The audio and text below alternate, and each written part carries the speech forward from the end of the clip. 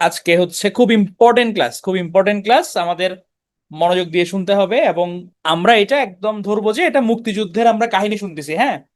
এভাবে হচ্ছে সিরিয়ালি আমরা ঘটনাক্রমগুলো জানবো যে কোনটার পর কোনটা হইছে। এবং আমাদের হচ্ছে মানে এটা চিন্তা করানো যাবে না যে এত ইনফরমেশন এত কিছু মনে রাখতে হবে, কেমনে করব, কেমনে ধরবো, কেমনে পারবো, সামনে বই নিয়ে গুতাগুতি, এগুলো কিছুই করা যাবে না। জাস্ট হচ্ছে কি আমি গল্পটা শুনবো মুক্তিযুদ্ধের। মনে করবেন যে আমার সামনে কোনো বিসিএস নাই, আমার কিছু নাই, আমি হচ্ছে গিয়ে একটা ইতিহাসের ক্লাস করতেছি, মুক্তিযুদ্ধ সম্বন্ধে আমার জানা দরকার, আমি এটা করতেছি। এতটুকু হচ্ছে আমরা মাথায় রাখবো। আমরা গত ক্লাসে কি পড়ছিলাম? গত ক্লাসে হচ্ছে আমরা দেখছিলাম যে আমাদের 70-এর নির্বাচন হলো। 70-এর নির্বাচনে হচ্ছে গিয়ে আমাদের বাঙালিরা জয়লাভ করলো, অর্থাৎ আওয়ামী লীগ নিরঙ্কুশ সংখ্যাগরিষ্ঠতা পেল, তাদেরকে শপথ পড়ালো বঙ্গবন্ধু। এবং যেটা প্ল্যান ছিল যে তারা মার্চে হচ্ছে গিয়ে এদেরকে ক্ষমতা হস্তান্তর করতে হবে, এরকম একটা ইনিশিয়াল প্ল্যানিং। 3ই মার্চ আগে থেকে নির্ধারিত যে 3ই মার্চ হচ্ছে জাতীয় পরিষদের অধিবেশন হবে, ওখানে হচ্ছে ক্ষমতা হ্যান্ড ওভার হবে। কিন্তু মার্চের শুরুতে লাগলো প্যাচ। কি প্যাচ লাগলো? প্রেসিডেন্ট ইয়াহিয়া 1লা মার্চ ঘোষণা দিল যে 3 তারিখ যে জাতীয় পরিষদের অধিবেশন শুরু হবে এটা বন্ধ। তাহলে বঙ্গবন্ধু বুঝতে পারছে যে ডাল মে কুচ কালা হ্যায়, তাহলে তো হচ্ছে গিয়ে তারা ক্ষমতা হ্যান্ড ওভার করবে না। এবং যেটা হলো যে বঙ্গবন্ধুর নির্দেশে 4জন ছাত্র নেতা মিলে স্বাধীন বাংলা ছাত্র সংগ্রাম পরিষদ তারা গঠন করলো। স্বাধীন বাংলা ছাত্র সংগ্রাম পরিষদ। তাহলে আমার যেহেতু তারা ক্ষমতা হ্যান্ড ওভার করতেছে না, দ্যাট মিনস হচ্ছে সামথিং ক্রুশাল হবে। হ্যাঁ, অথবা তারা কোনো পায়তারা করতেছে। এখন তারা যদি পায়তারা করে আমাদের এন্ড থেকেও তো প্রতিরোধ গড়ে তুলতে হবে। এই কারণে একটা স্বাধীন বাংলা ছাত্র সংগ্রাম পরিষদ গঠন করা হলো। তখনকার যারা ছাত্র নেতা তাদেরকে একসাথে এনে, তাহলে এই স্বাধীন বাংলা ছাত্র সংগ্রাম পরিষদে ছিল হচ্ছে নুরুল আলম সিদ্দিকী, শাহজাহান সিরাজ, আসমা আব্দুর রক, আব্দুল কুদ্দুস মাখন। হ্যাঁ, এরা ছাত্রলীগ এবং ডাকসুর প্রেসিডেন্ট যে সেরকম ছিল 4জন। এই 4জন ছাত্র নেতাকে বলা হতো মুক্তিযুদ্ধের 4 খলিফা, 4 খলিফা নামে ডাকা হতো। তাহলে পরীক্ষায় যদি আসে যে নিচের কোনজন মুক্তিযুদ্ধের 4 খলিফা ছিলেন না, অথবা স্বাধীন বাংলা ছাত্র পরিষদ সংগ্রাম পরিষদের সদস্য নয় কে, এভাবে প্রশ্ন আসতে পারে। তাহলে আমার 4জনের নাম একটু মনে রাখতে হবে: নুরে আলম সিদ্দিকী, শাহজাহান সিরাজ, আসমা আব্দুর রব, আব্দুল কুদ্দুস মাখন। এখন এই যে আমার ক্ষমতা হ্যান্ড ওভার করা হলো না, ডাকা হলো হচ্ছে অসহযোগ আন্দোলন বা নন কোঅপারেশন মুভমেন্ট। ইআইয়া তো ঘোষণা দিয়ে দিছে যে অধিবেশন স্থগিত 1 তারিখ, এবং এর আগে 3 তারিখ হওয়ার কথা ছিল। বঙ্গবন্ধু ঢাকাতে পরদিনই হরতাল ডাকলেন এবং অসহযোগ আন্দোলনের ডাক দিলেন 2রা মার্চ, পরদিন থেকেই। এবং এই যে আমরা স্বাধীন বাংলা ছাত্র সংগ্রাম পরিষদ গঠন করা হলো, তারাও কিন্তু 2রা মার্চ ধর্মঘট আহ্বানে দিলেন, ধর্মঘট ডাকলেন, হরতাল ডাকছে। এবং এই অসহযোগ আন্দোলন এটা ধরা হলো যে 3 থেকে 25 মার্চ পর্যন্ত চলবে। তাহলে আমার ঘটনাক্রমটা কি দাঁড়ালো যে আমার 1লা মার্চ ঘোষণা দিল যে অধিবেশন স্থগিত। এটার প্রেক্ষিতে বঙ্গবন্ধুর নির্দেশে ওই দিনই স্বাধীন বাংলা ছাত্র সংগ্রাম পরিষদ গঠন করা হলো। এবং এই ছাত্র সংগ্রাম পরিষদ হচ্ছে তারা হরতালের ডাক দিল পরদিনই, 2 তারিখ। তাহলে 2 তারিখ ঢাকায় প্রথম হরতাল। এবং এই দিন আরেকটা কাজ হয়, এখানে কিন্তু প্রথম জাতীয় পতাকা উত্তোলন হয় ফর দ্য ফার্স্ট টাইম। আমরা দেখলাম আমাদের জাতীয় পতাকা উত্তোলন হচ্ছে ঢাকা ইউনিভার্সিটিতে। ঢাকা ইউনিভার্সিটিতে একটা ছাত্র সমাবেশ হয়েছিল, ওখানে আসম আব্দুর রব আসম আব্দুর রব প্রথম পতাকা উত্তোলন করেন। তাহলে এটা লাগবে যে আমাদের প্রথম পতাকা উত্তোলন হয় কয় তারিখ? 2রা মার্চ। এবং প্রথম পতাকা উত্তোলন করেন কে? করেন হচ্ছে আসম আব্দুর রব। এখন এই যে আমরা ছাত্র সংগ্রাম পরিষদ গঠন করলাম, এরা হরতাল ডাকলো, এবং 2 তারিখ হচ্ছে আসম আব্দুর রব প্রথম পতাকা উত্তোলন করলেন, হ্যাঁ। তাহলে এর পরের দিন 3 তারিখ তারা স্বাধীনতার ইস্তেহার ঘোষণা করলো। আমরা এখন যেরকম দেখি না যে আমাদের জুলাই সনদের কথা বলা হচ্ছে না, মানে যে কোনো কিছু যখন আমি কোনো আন্দোলন সংগ্রাম করি সামনে যখন আসে, ধরো হচ্ছে আমি এখন একটা আন্দোলনের ডাক দিলাম, তাহলে আমি যে আন্দোলনের ডাক দিচ্ছি, হ্যাঁ, তাহলে আমি কেন আন্দোলনটা করব? অথবা আমি যদি হচ্ছে আন্দোলনে বিজয় লাভ করি, আমার হচ্ছে আমি যদি সরকার গঠন করি, তাহলে হচ্ছে আমার আমার কি কি প্ল্যানিং আছে, এটা হচ্ছে কি আমার স্বাধীনতার ইস্তেহার। যে এগুলোকে বলা হচ্ছে ইস্তেহার বলা হয়। তো এই স্বাধীনতার ইস্তেহার এটা ঘোষণা দিয়েছিল স্বাধীন বাংলা ছাত্র সংগ্রাম পরিষদ। এবং এটা ঘোষণা বা পাঠ করেছিল ছাত্রলীগের সাধারণ সম্পাদক শাহজাহান সিরাজ। শাহজাহান সিরাজ মূলত এটা পাঠ করে। এবং এই সভায় সভাপতিত্ব করেন নূরে আলম সিদ্দিকী, স্থান ছিল পল্টন ময়দান। তাহলে এখন তো ছাত্রলীগের সাধারণ সম্পাদক, এগুলো মনে রাখতে হবে না, স্বাভাবিকভাবে বুঝতেছেন। জাস্ট আমরা মনে রাখবো হচ্ছে এটা পাঠ করেছিলেন শাহজাহান সিরাজ এবং সভাপতিত্ব করেন নূরে আলম সিদ্দিকী। কোথায় হয়েছিল? পল্টন ময়দানে হয়েছিল। এখানে হচ্ছে পাকিস্তানের উপনিবেশবাদের কবল হতে মুক্ত হয়ে স্বাধীন সার্বভৌম বাংলাদেশ প্রতিষ্ঠা এবং সমাজতান্ত্রিক অর্থনীতি চালু করে কৃষক শ্রমিক রাজ কায়েম করার শপথ গ্রহণ করা হয়। মানে আমাদের প্ল্যানিং কি ছিল যে আমরা একটা স্বাধীন বাংলাদেশ গঠন করব এবং আমাদের এখানে যে অর্থনৈতিক ব্যবস্থা এটা হবে সমাজতান্ত্রিক অর্থনীতি। হ্যাঁ, অর্থাৎ এখানে হচ্ছে গিয়ে মানে সমাজতান্ত্রিক অর্থনীতির মূল ভিত্তি কি, যে এমন একটা অর্থনৈতিক ব্যবস্থা যেখানকার মালিক হবে জনগণ। এখানে ব্যক্তি মালিকানাধীন হচ্ছে ওভাবে কনসেপ্টটা নাই, মালিক জনগণ বলতে রাষ্ট্র মূলত মালিক। এবং ধনী গরমের আসলে বৈষম্য থাকে না, যে যার প্রাপ্য অনুযায়ী হচ্ছে সে তার শ্রমের মর্যাদা পায়, এখানে কোনো ইয়ে নাই। এবং কৃষক শ্রমিক এদেরকে প্রায়োরিটি দেওয়া হবে, এরকম একটা প্ল্যানিং ছিল আমাদের। আমার সোনার বাংলা, আমি তোমায় ভালোবাসি, এটাকে আমরা জাতীয় সঙ্গীত হিসেবে স্বীকৃতি দিই এই দিন। তাহলে 3রা মার্চ জাতীয় সঙ্গীত হিসেবে প্রথমবারের মতো স্বীকৃতি দেওয়া হলো, এবং পরবর্তীতে আমরা দেখবো যে আমাদের এটা যখন সংবিধান প্রণয়ন হয় তখন এটাকে সংবিধানের অন্তর্ভুক্ত করা হয়। তবে প্রথম আমরা স্বীকৃতি দিই হচ্ছে 3রা মার্চ 1971 সালে। স্বাধীনতার ইস্তেহারে 3টা লক্ষ্য নির্দিষ্ট করা হয়। একটা হচ্ছে বাঙালির ভাষা এবং সংস্কৃতি, সাহিত্য সংস্কৃতির পূর্ণ বিকাশ, বৈষম্যের নিরসন এবং গণতন্ত্র প্রতিষ্ঠা। এই 3টা হচ্ছে লক্ষ্য, যে আমার যে কালচার আছে এটাকে প্রমোট করতে হবে, আমার যে বিদ্যমান বৈষম্য এটাকে কমাতে হবে, এবং গণতন্ত্র প্রতিষ্ঠা করতে হবে। এটা হচ্ছে লক্ষ্য। 3রা মার্চ আবার জাতীয় সঙ্গীতের সঙ্গে প্রথম জাতীয় পতাকা উত্তোলন হয়। জাতীয় সঙ্গীতের সঙ্গে প্রথম জাতীয় পতাকা উত্তোলন করেন শাহজাহান সিরাজ। এবং 6 মার্চ পর্যন্ত বলা হয় যে প্রতিদিন অর্ধবেলা করে হরতাল হবে, হরতাল পালনের ঘোষণা দেওয়া হয়। তাহলে আমরা এর আগে দেখেছিলাম হচ্ছে আমাদের প্রথম পতাকা উত্তোলন করছে হচ্ছে আসম আব্দুর রব, প্রথম পতাকা আসম আব্দুর রব, আসম আব্দুর রব। আর 3রা মার্চ জাতীয় সঙ্গীতের সাথে প্রথম জাতীয় পতাকা উত্তোলন করলেন শাহজাহান সিরাজ। তাহলে যদি আমার পরীক্ষায় প্রশ্ন আসে যে প্রথম জাতীয় সঙ্গীতের সাথে জাতীয় পতাকা উত্তোলন করেন কে, শাহজাহান সিরাজ, খুব খেয়াল করে জাতীয় পতাকা উত্তোলন করেন কে এটা কিন্তু আসে নাই, প্রথম জাতীয় পতাকা উত্তোলন করেন কে, আনসার কি হবে, আসম আব্দুর রব। যদি প্রশ্ন আসে জাতীয় সঙ্গীতের সাথে প্রথম জাতীয় পতাকা উত্তোলন করেন কে, তাহলে হচ্ছে শাহজাহান সিরাজ। এবং আমরা জাতীয় সঙ্গীতকে স্বীকৃতি দিচ্ছি কখন, এই দিনই। তাহলে আমার সোনার বাংলাকে আমরা স্বীকৃতি দিলাম 3রা মার্চই, এবং ওই দিনই আমরা জাতীয় সঙ্গীতের সুরে সুরে জাতীয় পতাকাটা উত্তোলন করলাম। হ্যাঁ, ফাইন। এবং ঘোষণা দেওয়া হলো যে অর্ধবেলা করে হরতাল হবে 6 মার্চ পর্যন্ত। তো ছাত্রদের এই যে ইস্তেহার, এটার প্রতি কিন্তু সবাই সমর্থন জানাইছে। আপামর জনসাধারণ সক্রিয়ভাবে হরতাল পালন করছে, ঢাকা বেতার টেলিভিশন শিল্পীরা অনুষ্ঠান বর্জন করছে, ছাত্র শিক্ষক আইনজীবীরা তাদের কর্মস্থল ত্যাগ করে আন্দোলন একাত্মতা ঘোষণা করছে। এবং যেটা হয়েছে, যেহেতু হরতাল হয়েছে, পুরো দেশের মধ্যে আন্দোলন চলতেছিল, বিভিন্ন স্থানে পুলিশের গুলিতে আমরা দেখলাম বহু লোক আহত এবং নিহত হয়।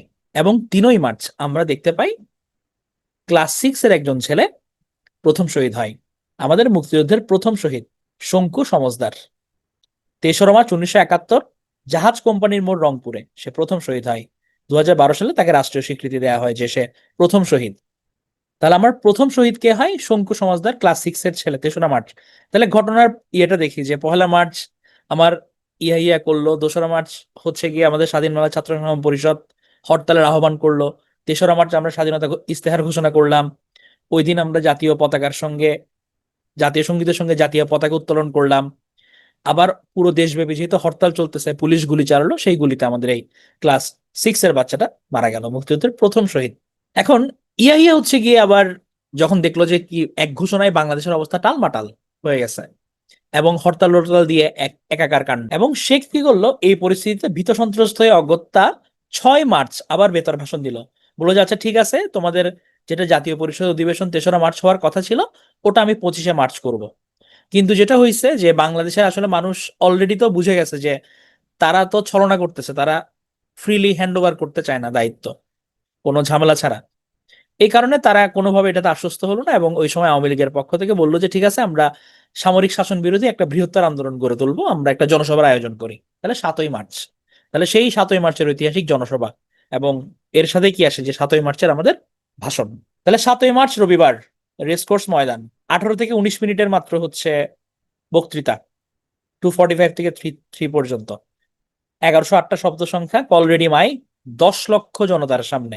একজন কিন্তু বক্তৃতা দিছে, একজন, এখানে কোনো প্রধান অতিথি নাই, কেউ নাই, অনলি 1 পার্সন। 4টা দাবি উনি পেশ করছেন, এটা রেকর্ড করছিল ঢাকা রেকর্ড, আমদাদ আলী খন্দকার।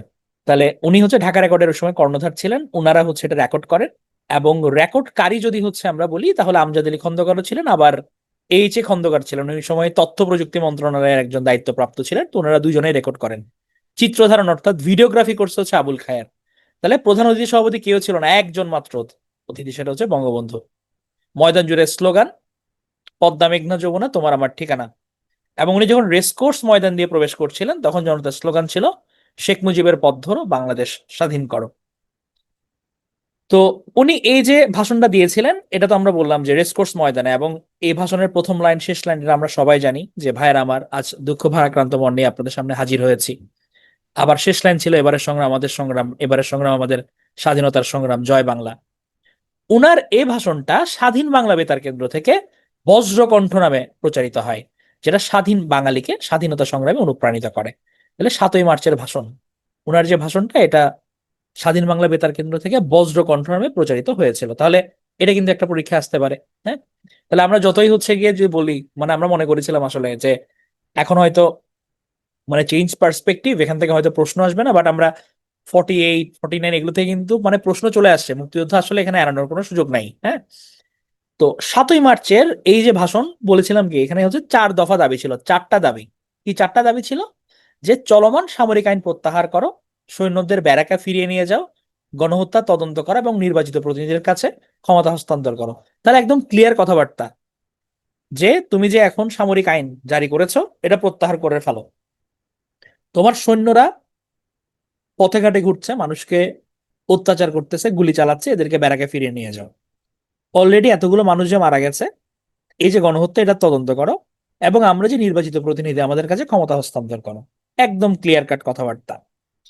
তো এই যে 7ই মার্চের ভাষণ, এটা কিন্তু হচ্ছে মানে ওই সময় বিশ্বে প্রচুর, মানে চারিদিকে মানুষজনকে অনুপ্রাণিত করছিল। বিশ্বের বড় বড় নেতারাও কিন্তু এটা দ্বারা অনুপ্রাণিত হয়েছিল এবং কিছু কথাও বলছে এটা সম্বন্ধে।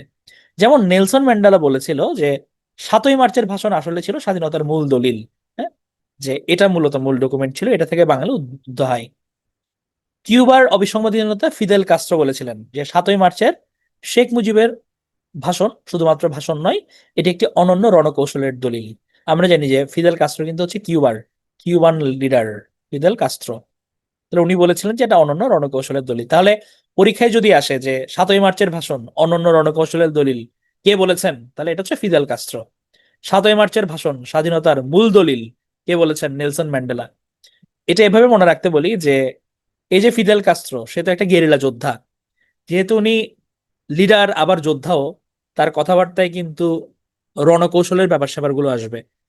এই কারণে উনি বলেছিলেন এটা হচ্ছে একটা অনন্য রণকৌশলের দলিল। 7ই মার্চের ভাষণটা আমরা জানি যে আমাদের সংবিধানে এটা 5ম সংশোধনী হয়েছে। আমাদের এই পর্যন্ত সংবিধানের 17টা সংশোধনী হয়েছে।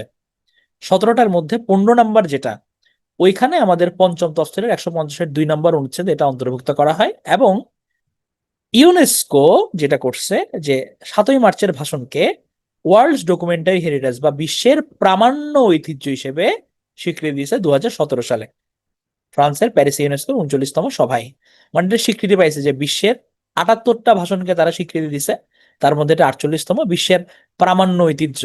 অর্থাৎ এ যাবৎকালের হচ্ছে আমার উদ্দীপনা যোগানকারী এরকম ভাষণ এটাতে ওরা ঠাঁই দিছে। তো 7ই মার্চের ভাষণ যেহেতু হচ্ছে গিয়ে এটা খুব মানে সিগনিফিকেন্ট, বরাবরই বলছি যে এটাকে আসলে 2 ধরনের ভাষণের সঙ্গে তুলনা করা হয়। বলা হয় যে আব্রাহাম লিঙ্কনের এটা গেটিসবার্গের ভাষণ, অথবা মার্টিন লুথার কিং এর হচ্ছে আই হ্যাভ এ ড্রিম, এগুলোর সঙ্গে তুলনা দেওয়া হয়। মানে এগুলো কিন্তু হচ্ছে গিয়ে একদম দিক নির্দেশনকারী, মানে গতিপথ পাল্টে দেওয়া ভাষণ। যেমন গেটিসবার্গের ভাষণের মধ্যে গৃহযুদ্ধ কাইন্ড অফ থেমে গেছিল আব্রাহাম লিঙ্কনের এই কথাই। মার্টিন লুথার কিং এর আই হ্যাভ এ ড্রিম, এই কথা বলে কিন্তু মানে বর্ণবাদের বিরুদ্ধে তীব্র আন্দোলন গড়ে ওঠে। তো এগুলোর সঙ্গে এটাতে তুলনা করা হয়। তো উনি যেহেতু 7ই মার্চের ভাষণ দিছে, এর পরদিন থেকে কিন্তু সারা দেশে ব্যাপক আন্দোলন শুরু হয়ে যায় এবং স্কুল কলেজ অফিস আদালত সব বন্ধ হয়ে যায়। জনতা একদম পথে নেমে আসে। পাকিস্তানি বাহিনীর সদস্যদের বিভিন্ন স্থানে প্রতিরোধ করতে থাকে। খাজনা, ট্যাক্স আদায় সব বন্ধ হয়ে যায়। জনগণ বলে যে আমি কোনো ট্যাক্স দিব না, তোমরা আমাকে নির্যাতন করতেছো, আমাদেরকে ক্ষমতা দিচ্ছ না, তোমাকে কিসের ট্যাক্স দিব না আমি। এমন পরিস্থিতিতে ইয়াহিয়া খান টিক্কা খানকে পূর্ব পাকিস্তানের গভর্নর নিয়োগ করেন। তাহলে টিক্কা খান এবার আসবে ভূমিকায়, গভর্নর হয়েছে। মানে ইয়াহিয়া পরিস্থিতি সামাল দিতে পারতেছে না। সে তো অধিবেশন স্থগিত করেই কাম খালাস। পরবর্তীতে যদিও বলছে যে না, আমি অধিবেশন আবার চালু করি, বাট লাভ নাই। এখন আসবে টিক্কা খান, ওনাকে গভর্নর নিয়োগ করছে। ওকে ফাইন, এদিকে তো আমাদের কর্মসূচি চলতেছে। 9 মার্চ স্বাধীন বাংলাদেশের ঘোষণার প্রস্তাব অনুমোদন হয়। স্বাধীন বাংলাদেশের ঘোষণার প্রস্তাব যে 9 মার্চ তারা ঘোষণা দিল যে বাংলাদেশ স্বাধীন।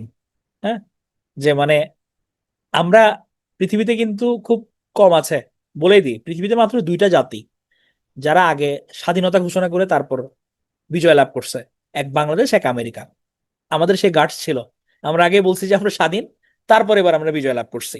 তাহলে আন্দোলন পরিচালনার জন্য সংগ্রাম কমিটি গঠন করা হয়। এখানে 4 জন নেতা ছিলেন, ওই 4 জনই, আসম আব্দুর রব, নূরে আলম সিদ্দিকী, শাহজাহান সিরাজ, আব্দুল কুদ্দুস মাখন। এবং বাংলাদেশ ঘোষণার প্রস্তাবটা তারা হচ্ছে অনুমোদন দেয়, বলে যে হ্যাঁ আমাদের স্বাধীন বাংলাদেশ হবে। 12ই মার্চ আমরা ঘোষণা দিলাম হচ্ছে আমাদের জাতীয় ফুল হচ্ছে শাপলা, এটা আমরা ঘোষণা দিলাম। এখন অবস্থা যখন বেগতিক, তখন হচ্ছে গিয়ে জুলফিকার আলী ভুট্টো আমাদের এখানে নাক গলালেন। জুলফিকার আলী ভুট্টো একটা অ্যাবসার্ট লেভেলের প্রস্তাব দেন। উনি বলেন যে পূর্ব পশ্চিম পাকিস্তানে সংখ্যাগরিষ্ঠ দলের হাতে ক্ষমতা ছেড়ে দেওয়ার একটা ফর্মুলা দিলেন। মানে ওনার এটা কি ছিল যে আম- মানে আওয়ামী লীগ কিন্তু ওই সময় পুরো পাকিস্তানের সংখ্যাগরিষ্ঠতা লাভ করছে। এখন আপনার বসার কথা কোথায়? বসার কথা কিন্তু জাতীয় পরিষদে, একদম সেন্ট্রালে, কেন্দ্রীয় গভর্নমেন্টে। কিন্তু তারা বললেন কি, তারা বললেন যে আচ্ছা পূর্ব পাকিস্তানের, মানে অ্যাবসার্ড একটা আইডিয়া যে পূর্ব পাকিস্তানের ক্ষমতা তোমাদেরকে দিয়ে দিই, পশ্চিম পাকিস্তান আমরা বসি। বাট আমরা দেখছিলাম কি যে সেন্ট্রালি যেহেতু সবগুলো কন্ট্রোল হয়, তো আমাদের এখানে হচ্ছে গিয়ে যদি কেউ সেন্ট্রালে না থাকে তাহলে কিন্তু আমরা আলটিমেটলি পূর্ব পাকিস্তান সুবিধাটা পাবো না। এই কারণে বঙ্গবন্ধু এগুলোতে রাজি হন নাই। উনি 35 দফা ভিত্তিক একটা দাবিনামা জারি করেন, 35 দফা উনি ঘোষণা করেন। এবং সেখানে আন্দোলন চালিয়ে যাওয়ার জন্য জনসাধারণকে বিভিন্ন দিক নির্দেশনা দেওয়া হয়। তাহলে জুলফিকার আলী ভুট্টো এসেও চেষ্টা করছে এটা মিটিগেট করার জন্য, বাট এটাতে উনি সায় দেয় নাই বঙ্গবন্ধু। এখন যেহেতু হচ্ছে গিয়ে জুলফিকার আলী ভুট্টোর ইন্টারভেনশনে কোনো লাভ হলো না, এবার খোদ প্রেসিডেন্ট আসলো ঢাকায়। 15ই মার্চ ইয়াইয়া ঢাকায় চলে আসলো। ঢাকায় প্রেসিডেন্ট, এখনো বৈঠক হয়নি। হ্যাঁ, বৈঠক হলো পরের দিন, 16 থেকে 24 মার্চ শেখ মুজিব ইয়াহিয়া বৈঠক হবে, তারা টানা আলাপ আলোচনা করবে। হ্যাঁ, কিন্তু এই যে ইয়াহিয়া আসলো, তার প্ল্যান কি শুধু বৈঠক ছিল? শুধু বৈঠক ছিল না, বৈঠকের আড়ালে তারা বসতেছিল অন্য প্ল্যান। কি প্ল্যান? 17ই মার্চ অস্ত্র বোঝাই সোয়াত জাহাজ চট্টগ্রাম বন্দরে ভিড় করলো প্রচন্ড। মানে দেখছেন কি পরিমাণ? তখনকার কিন্তু হচ্ছে গিয়ে ছবি, কি পরিমাণ গোলা বারুদ। তারা অলরেডি চট্টগ্রাম বন্দরে এটা ল্যান্ড করাইছে, ভিড়লো। 18ই মার্চ টিক্কা খান আসছে না, গভর্নর টিক্কা খান, মেজর জেনারেল খাদিম হোসেন রাজা এবং পূর্ব পাকিস্তানের সামরিক উপদেষ্টা রাও ফরমান আলী, ওরা মিলে চূড়ান্ত করলো অপারেশন সার্চ লাইট। মানে এদিকে দেখাচ্ছে যে আমরা নেগোসিয়েট করতেছি, আর নেগোসিয়েটের আড়ালে সব বড় বড় মানুষজন একসাথে চলে আসছে, এসে জাহাজ করে অস্ত্র নিয়ে আসছে এবং তারা প্ল্যান করে ফেলতেছে operation search light. Operation search light কি আমরা অলরেডি জানি, সামনে দেখবো আমরা। ওকে, এখন যখন হচ্ছে আমি বাঙালিদের উপর আক্রমণ চালাতে যাব, তখন আমাকে কি করতে হবে? আমার যে বাঙালি সৈন্য আছে ওদের থেকে অস্ত্র কেড়ে নিতে হবে। কারণ আমার সেনাবাহিনীর মধ্যে তো বাঙালি অনেক সৈনিক আছে। এখন ওদের হাতে যদি অস্ত্র থাকে তাহলে আমি কি ইজিলি অপ্রেস করতে পারবো? ওরা তো একটা প্রতিরোধ গড়ে তোলার চেষ্টা করবে। এই কারণে ওরা ভিতরে ভিতরে কিন্তু বাঙালি সৈনিকদের কাছ থেকে অস্ত্র নেওয়া শুরু করছিল, মানে নিরস্ত্রীকরণ করতেছিল, যে তোমাদের অস্ত্র জমা দাও। এখন তারা ডাউট করতেছে যে ডাল মে কুচ কালা হ্যায়, যে কেন হচ্ছে আমাদের থেকে অস্ত্রগুলো নিচ্ছে। এবং এই দুরভিসন্ধি গেস করে এই যে নিরস্ত্রীকরণের প্রতিবাদে আমরা দেখলাম 19 মার্চ গাজীপুরে মুক্তিযুদ্ধের প্রথম সশস্ত্র প্রতিরোধ হয়। নিরস্ত্রীকরণের প্রতিবাদে ইস্ট বেঙ্গল রেজিমেন্টের বাঙালি সৈন্যরা, খুব গুরুত্বপূর্ণ, কারা প্রথম প্রতিরোধ গড়ে তুলছে? ইস্ট বেঙ্গল রেজিমেন্টের বাঙালি সৈন্যরা সশস্ত্র প্রতিরোধ গড়ে তোলেন গাজীপুরের রাজেন্দ্রপুর ক্যান্টনমেন্টে। এরা এবং জনতারা মিলে তারা প্রতিরোধ গড়ে তোলেন। তবে এই বিদ্রোহটা তারা আবার দমনও করতে পারে, পাকিস্তানি ব্রিগেডিয়ার জাহাঙ্গীর সে এটা দমন করছিল। কিন্তু অ্যাটলিস্ট আমাদের এন্ড থেকে একটা প্রথম সশস্ত্র প্রতিরোধ গড়ে উঠছে। কারা করছে? ইস্ট বেঙ্গল রেজিমেন্ট এর বাঙালি সৈন্যরা। তাহলে ইস্ট বেঙ্গল রেজিমেন্ট, এখানে অপশন অনেক সময় কিন্তু এই প্রশ্ন যদি আসে, এখানে ইস্ট পাকিস্তান রাইফেলস দেয়া থাকে, এটা কিন্তু না। হ্যাঁ, মনে রাখতে হবে যে ইস্ট বেঙ্গল রেজিমেন্ট তারা হচ্ছে প্রথম হচ্ছে কি সশস্ত্র প্রতিরোধ গড়ে তোলে। 20 মার্চ সরকার বলে যে অস্ত্র জমা দিয়ে দাও। হ্যাঁ, মানে 19 মার্চ তো আগে থেকে তো বলছে নিরস্ত্রীকরণ, এবং 20 মার্চ একদম ডকুমেন্টেড অর্ডার করে দিচ্ছে যে অস্ত্র জমা দিয়ে দিতে হবে। এবং ওই দিন জেনারেল ইয়াহিয়া খান, তার সামরিক উপদেষ্টা হামিদ খান, টিক্কা খান, পীরজাদা, ওমর, মানে সবাইকে নিয়ে ঢাকা ক্যান্টনমেন্টে আসছে সামরিক প্রস্তুতিকে পূর্ণাঙ্গ রূপ দিবে। এবং এই সময় প্রতিদিন 6টা থেকে 17টা পর্যন্ত ফ্লাইট, বোয়িং 707 বিমান, সৈন্য রসদ সহ ঢাকা আসে এবং অসংখ্য সৈন্য অস্ত্র বোঝাই হয়ে আসা জাহাজ চট্টগ্রাম বন্দরে অপেক্ষা করে। তাহলে আমাদের শুধু সোয়াত জাহাজে ভিড়ছে এটা না, এরপর থেকে আমরা দেখলাম যে রেগুলার ফ্লাইট ওরা খালি পাকিস্তানি সৈন্য আনতেছে ওখান থেকে, এবং বোঝাই যাচ্ছে যে আমাদের উপর অ্যাকশনে যাবে। এবং এগুলো কিন্তু ভিতরে ভিতরে হচ্ছে, আমরা এখনো খুব একটা মুভমেন্ট বুঝতে পারতেছি না, তারা মানে সন্দেহ করতেছি, বাট কি করবে কখন করবে এটার কোনো গেস নাই। 22শে মার্চ জুলফিকার আলী ভুট্টো আবার আসছে, এবং সে এর আগে তো সে পাকিস্তানে বসে প্রস্তাব দিছে, এবার আবার সে ফিজিক্যালি আসলো এবং আলোচনায় অংশ নিল। হ্যাঁ, মানে কালক্ষেপণ কিভাবে ব্যস্ত রাখা যায়, কিভাবে টের না পাওয়া যায়। 23শে মার্চ, আমরা জানি যে 23শে মার্চ কিন্তু পাকিস্তানের সংবিধান প্রণয়ন হয়েছিল না। তো 23শে মার্চ হচ্ছে পাকিস্তানের কি দিবস, পাকিস্তান হচ্ছে জাতীয় দিবস। বা ওই দিন আওয়ামী লীগ বললো যে পাকিস্তান দিবসের পরিবর্তে আমরা প্রতিরোধ দিবস পালন করব, বাংলার ঘরে ঘরে জাতীয় পতাকা তুলবো। তাহলে আমাদের পতাকা উত্তোলন দিবস ছিল এই দিন 23শে মার্চ। আমরা এমনি পতাকা দিবস কিন্তু 2রা মার্চকেই বলি, পতাকা দিবস যেহেতু প্রথম পতাকা উত্তোলন হয়েছে, পতাকা দিবস আমরা 2রা মার্চকে বলি। আবার এমনি হচ্ছে কোন কোন জায়গায় এই পতাকা উত্তোলন দিবস 23শে মার্চও আছে। এবং আওয়ামী স্বেচ্ছাসেবক লীগ ধানমন্ডির 32 নম্বর বাড়িতে জাতীয় পতাকা এই দিন উত্তোলন করেন 23শে মার্চ। এখন 24শে মার্চ, এই যে সোয়াত জাহাজ ভিড়লো, সোয়াত জাহাজ থেকে অস্ত্র এবং রসদ খালাস শুরু হয়। তারা অস্ত্র এবং রসদ নামানো শুরু করছে, এবার তারা অ্যাকশনে যাবে। আসলো আমাদের সেই ভয়াবহ কাল রাত, 25শে মার্চ রাত। ইয়াহিয়া খান গোপনে ঢাকা ত্যাগ করেন। রাত 11:30 অপারেশন সার্চ লাইট শুরু হয়। তাহলে এই দিন যে 25শে মার্চ রাতের যে গণহত্যা, এটাকে বলা হচ্ছে অপারেশন সার্চ লাইট। পরিকল্পনা মোতাবেক একযোগে পিলখানা ঢাকা বিশ্ববিদ্যালয়ে রাজারবাগে আক্রমণ চালানো হয়। ইকবাল হলের 200 জন ছাত্র শিক্ষক নিহত হয় শুধুমাত্র ঢাকায়। 7,000 বাঙালি নিহত হয়, মানে এটা তো ডকুমেন্টেড, এর বাইরে যে কত লাশ পড়ছে ইউ নেভার নো। মানে মানুষের মনে বিভীষিকা নেমে আসে। তাহলে ওই দিন মধ্যরাতে নিরীহ বাঙালির উপর অপারেশন সার্চ লাইট পরিচালিত হয়, এবং ঢাকা শহরে এটার মূল দায়িত্বে ছিলেন হচ্ছে জেনারেল রাও ফরমান আলী। জেনারেল রাও ফরমান আলী ছিল ঢাকার মূল দায়িত্বে, আর ঢাকার বাইরের দায়িত্বে ছিল খাদিম হুসাইন রাজা। মানে দুইজনকে দায়িত্ব দিচ্ছে, মানে ওভারঅল তদারকি করছে কিন্তু টিক্কা, ওই হারামজাদাকে তো এখানে বসাইছে অলরেডি। এবং টিক্কা মিলে তারা হচ্ছে 18ই মার্চ তারা চূড়ান্ত করছে প্ল্যানিং, মানে 18 তারিখ চূড়ান্ত, কত আগে অ্যাডভান্স প্ল্যানিং, 7 দিন পর তারা অ্যাকশনে যাবে।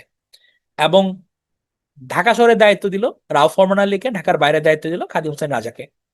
আমরা জানি যে 25শে মার্চ জাতীয় গণহত্যা দিবস হিসেবে পালিত হচ্ছে 2017 সাল থেকে। তো এই দিনই বঙ্গবন্ধুকে গ্রেফতার করা হয় রাত 1টা থেকে 1:30টার মধ্যে। গ্রেফতারের 3 দিন পর 29শে মার্চ বিমানযোগে তাকে পশ্চিম পাকিস্তানে নিয়ে যাওয়া হয়, এবং বর্তমান ফয়সালাবাদ যেটা লালপুর কারাগার সেই জেলে আটক করে রাখা হয়।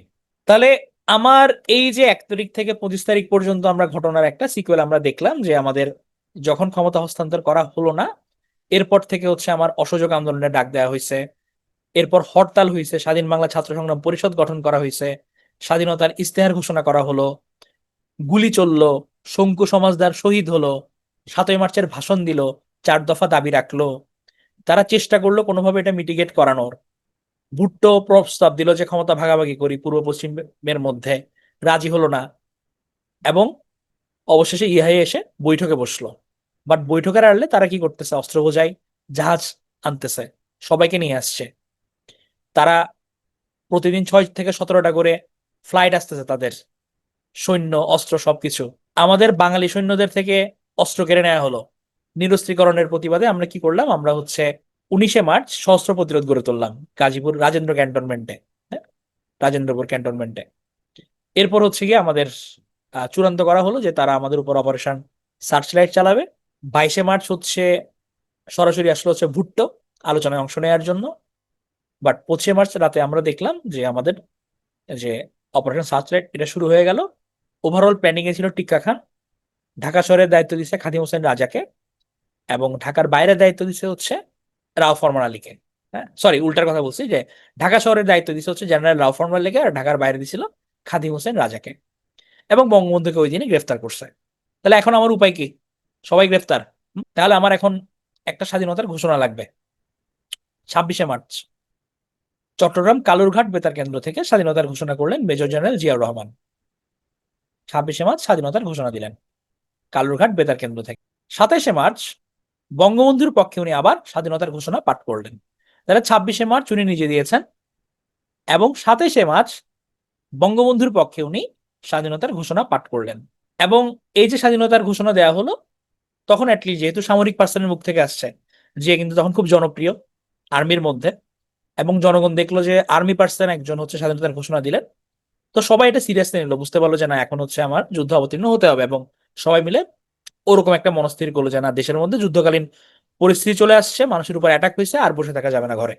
তাহলে পৃথিবীর যে বলছিলাম যে দুটো দেশে কিন্তু স্বাধীনতার ঘোষণাপত্র রয়েছে, যারা আগে ঘোষণা দিয়ে পরে বিজয় লাভ করছে, একটা হচ্ছে বাংলাদেশ, একটা হচ্ছে যুক্তরাষ্ট্র। আমাদের স্বাধীনতার ঘোষণাপত্র পাঠ করা হয় 17 এপ্রিল, এবং আমরা যে এই যে 26শে মার্চ, এটাকে যে আমরা স্বাধীনতা বলছি, স্বাধীনতা দিবস বলছি, এটা ঘোষণা করা হয়েছিল 1980 সালে।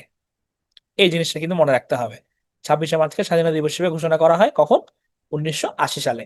তাহলে এই যে আমরা স্বাধীনতার ঘোষণা দিল, আমরা বলেছিলাম যে আমাদের স্বাধীন বাংলা বেতার কেন্দ্রের কথা, কালুরঘাট বেতার কেন্দ্রের কথা, এটা কিন্তু ওই দিনই প্রতিষ্ঠা করা হয়। স্বাধীন বাংলা বেতার কেন্দ্র বাংলা, ইংরেজি, উর্দু ভাষায় চলতো। এটা প্রতিষ্ঠা করেছিল হচ্ছে 8ম বেঙ্গল রেজিমেন্ট, এরা প্রতিষ্ঠা করে, এবং স্বাধীনতার ঘোষণা পাঠ করেন হচ্ছে জিয়াউর রহমান। তো পাকিস্তান বাহিনী যখন দেখলো যে এই জায়গা থেকে স্বাধীনতার ঘোষণা পাঠ করা হয়েছে, স্বাভাবিকভাবে এটার অস্তিত্ব তারা রাখবে না। হ্যাঁ, তারা গোলাবর্ষণ করে এটাকে ধ্বংস করে দিল 30শে মার্চ। এবং আমাদের এখানে যেহেতু এটা বন্ধ হয়ে গেছে, আমরা দেখলাম যে পরবর্তীতে আমাদের এটা শিফট হয়ে গেল কলকাতায়। কলকাতার বালিগঞ্জ বেতার কেন্দ্র থেকে আবার 25শে মে 1971 সালে হচ্ছে এটা সম্প্রচার শুরু করে। তাহলে 26শে মার্চ থেকে এটা মোটামুটি আমাদের চলছে। আহ হ্যালো হ্যালো, আচ্ছা আমার কথা শোনা যাচ্ছে? আছে, তার আমি বাক স্বাধীনতা অন করি। তাহলে আমাদের হচ্ছে গিয়ে যেটা হলো যে আমার স্বাধীন বাংলা বেতার কেন্দ্র এটা 30শে মার্চ যখন ধ্বংস করে দেয়, তখন এটা পরবর্তীতে মার্চ গেল, এপ্রিল গেল, 25শে মে থেকে কলকাতার বালিগঞ্জ বেতার কেন্দ্র থেকে এটা সম্প্রচার শুরু করে।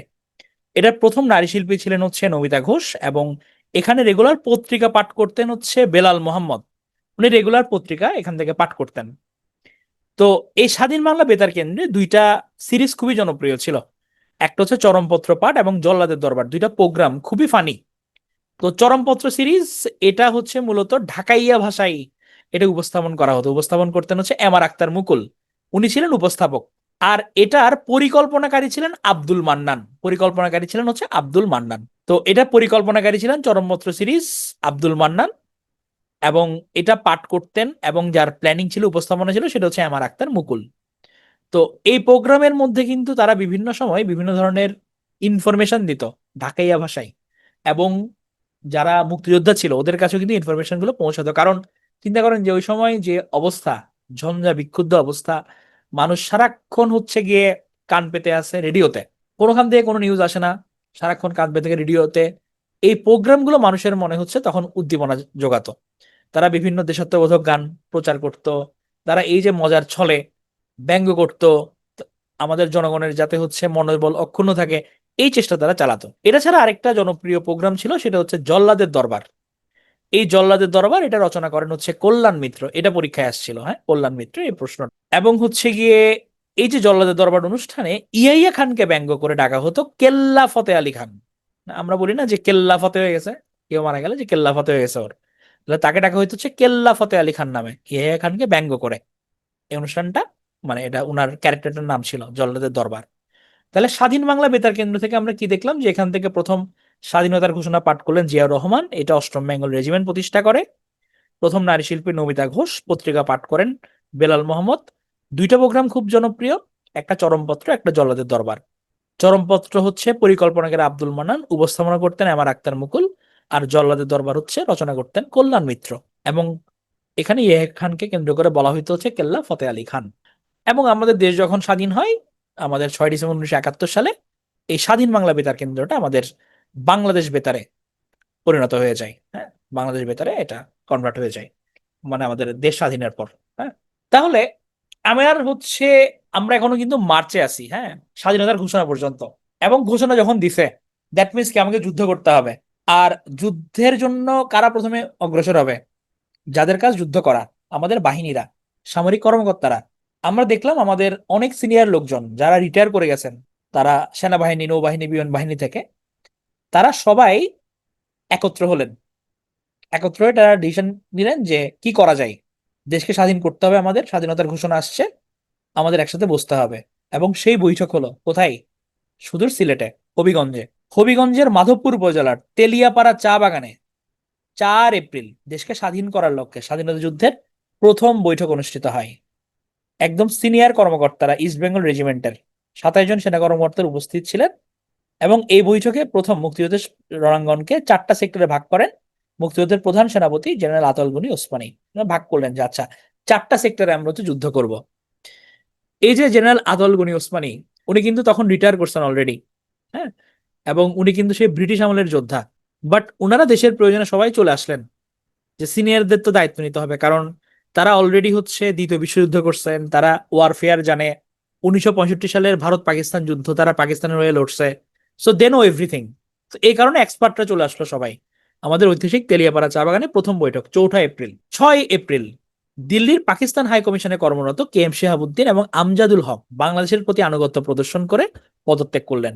কোনো বাঙালি কূটনীতিকের এটাই প্রথম পদত্যাগ। যে কোনো বিপ্লব কিন্তু হচ্ছে সংক্রামক। মানে দেশের মধ্যে যদি আমার যদি দেশপ্রেম জাগে, এটা কিন্তু সবার মধ্যে প্রবাহিত হয়।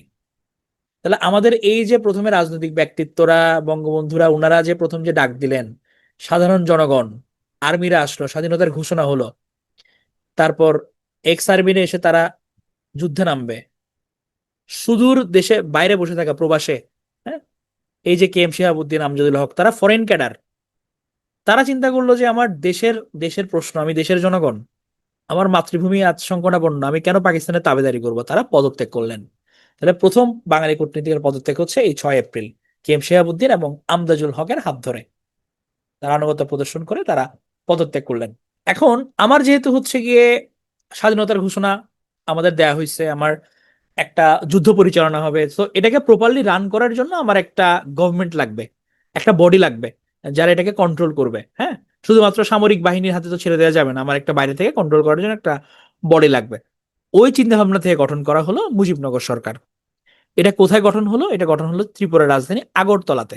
ত্রিপুরা, আমরা জানি ত্রিপুরা হচ্ছে ভারতের একটা রাজ্য, এটার রাজধানীর নাম হচ্ছে আগরতলা। তাহলে 10 এপ্রিলে আগরতলাতে মুজিবনগর সরকার গঠিত হয়। এটার অন্য নাম কি ছিল? অন্য নাম ছিল হচ্ছে প্রবাসী সরকার। যেহেতু দেশে নাই, তারা বাইরে সরকার গঠন করছে, প্রবাসী অস্থায়ী সরকার। এটা তো নির্বাচিত কিছু না, বাংলাদেশের প্রথম সরকার, এটা কিন্তু আমাদের প্রথম সরকার। এবং গভর্নমেন্ট ইন এক্সাইল, এক্সাইল মানে তো আমরা জানি যে নির্বাসন। তাহলে তারা নির্বাসিত টাইপস, বাইরে থেকে তারা সরকার গঠন করছে, এই কারণে এটাকে বলা হচ্ছে গভর্নমেন্ট ইন এক্সাইল। তারা কি করলো? তারা হচ্ছে গিয়ে প্রথম গণতন্ত্রী বাংলাদেশ সরকার গঠিত হয়েছে বলে তাজউদ্দিন আহমেদ ঘোষণা দিল, স্বাধীন বাংলাদেশের প্রথম সরকার। এবং এদিন স্বাধীনতার ঘোষণাপত্র গৃহীত হয়। তাহলে আমাদের কিন্তু স্বাধীনতার ঘোষণা কখন হয়েছে? সেই হচ্ছে গিয়ে আমরা 26শে মার্চ স্বাধীনতার ঘোষণা দেওয়া হয়েছে, এবং আমাদের এটা গৃহীত হয়েছে পরে 10 এপ্রিল। বাট আমার যেহেতু ঘোষণা আগে হয়ে গেছে, সো আমি ওই দিন থেকে কার্যকরী বলে ধরে নিছি। তাহলে যেহেতু স্বাধীনতার ঘোষণাপত্র কার্যকর হয় 26শে মার্চ 1971, সেহেতু গণপ্রজাতন্ত্রী বাংলাদেশ হয় 26শে মার্চ। এই কারণে আমাদের যখনই গৃহীত হোক না কেন, আমরা এটাকে কাউন্ট করি হচ্ছে 26শে মার্চ থেকে। তাহলে 10 এপ্রিল হচ্ছে কি আমার স্বাধীনতার ঘোষণাপত্র গৃহীত হয়ে গেল। তাহলে এই যে আমি মুজিবনগর সরকার গঠন করছি, এখন সরকার যুদ্ধকালীন পরিস্থিতি হোক, তো সরকার তো দেশ চালাবে আলটিমেটলি। হ্যাঁ, এখন এটা স্বাধীনভাবে চালাক অথবা বাইরে থেকে চালাক, তার হাতে একটা দায়িত্ব গেছে। এখন এই যে আমি দেশ চালাবো, দেশ চালানোর জন্য আমার কি লাগবে? আমার একটা ডকুমেন্ট লাগবে যেটার বলে আমি দেশ চালাবো। হ্যাঁ, এবং আমি যে সরকার গঠন করছি এটার ভিত্তি কি, এটা আমি কেন করছি, আমার একটা প্রপার ডকুমেন্টেশন লাগবে। হ্যাঁ, এই যে ডকুমেন্টেশনটা, এটাই ছিল মূলত স্বাধীনতার ঘোষণাপত্র। এবং এই স্বাধীনতার ঘোষণাপত্রের বেসিসে কিন্তু আমাদের পুরো মুক্তিযুদ্ধের সময়টা চলছে, পুরো ওই একটা বছর, 1971 সালের পুরোটা বছর জুড়ে আমাদের এই স্বাধীনতার ঘোষণাপত্রের উপর বলিয়ান হয়েই আমাদের মুজিবনগর সরকার সবকিছু করছে। এই কারণে মুজিবনগর সরকারের এই যে স্বাধীনতার ঘোষণাপত্র, এটাকে বলা হয় প্রথম অন্তর্বর্তীকালীন সংবিধান।